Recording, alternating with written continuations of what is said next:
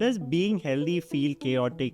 The weight, the food, the sleep, it all seems like there's a lot we don't fully understand. But when health is reduced to numbers such as BMI, recovery scores, glucose spikes, and calories, each metric claims to cut through the noise and each one promises control. And when you see that number, it feels like an answer. If it's good, you're winning, and if it's bad, you know what to fix. But the truth is, these metrics don't set you free, they trap you. Because companies profit by making health look messy, and their metrics end up distorting more than they can actually reveal. Gaining weight doesn't happen overnight, and modern day life doesn't make it any easier. But before we know it, we've gained a few extra pounds. Take BMI. It was invented in the 1830s by a Belgian mathematician to study the population and understand the average physique. What started as a way to study populations was soon turned into a shortcut for judging individuals.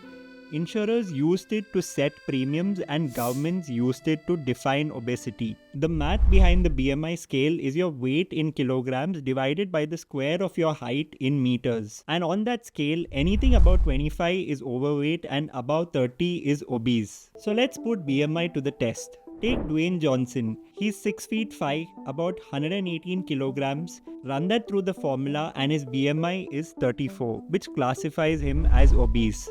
Now take LeBron James. At 6 feet 9 and weighing around 113 kilograms, his BMI is 27, which puts him in the overweight category. So why is his BMI so widely inaccurate? That's because it was never meant to measure individual health. There are three main indicators of physical health: muscle mass, bone density, and fat distribution. And then there are the secondary factors like age, gender, and ethnicity. None of these are captured by BMI. That means that for anyone with moderate to good muscle mass, the BMI is just a misleading label.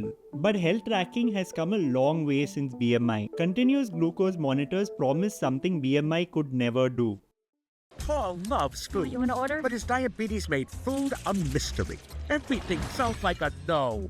But then Paul went from no to no.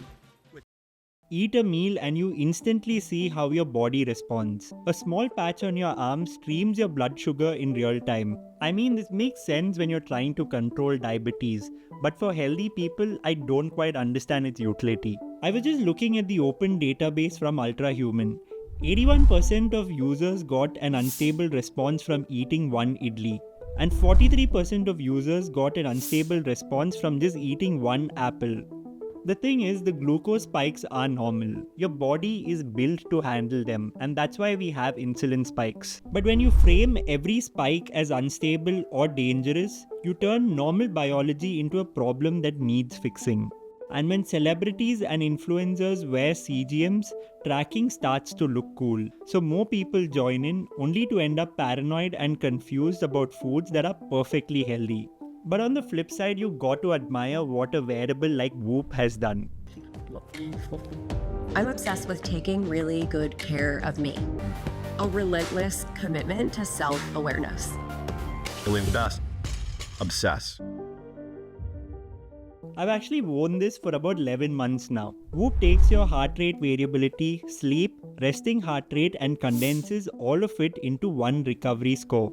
The thing is, if my recovery score is red and I have a dozen tasks lined up, my body still just adapts fine. And then they also have the journal feature. You log in habits like caffeine, alcohol, or meditation, and Whoop shows you the correlations. Recovery improved by X% when you meditate. It feels scientific, but it isn't causation. It's just pattern matching on small data sets. Enough to keep you logging, enough to keep you paying $30 a month. But to be fair, Whoop did help me realize that I was undersleeping. That nudged me to fix my sleep schedule.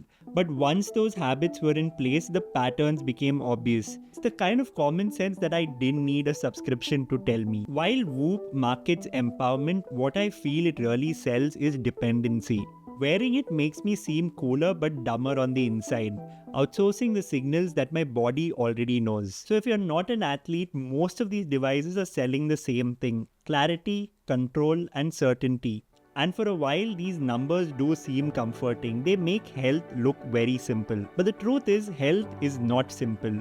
It's complex, it's personal, and no single metric can capture it. So here's the rule of thumb. Let the metrics guide you and not define you. Use them as a compass and not a cage. Because the real measure of health is not what you see on screen. It's in how you feel, the food you eat, and the choices that you make.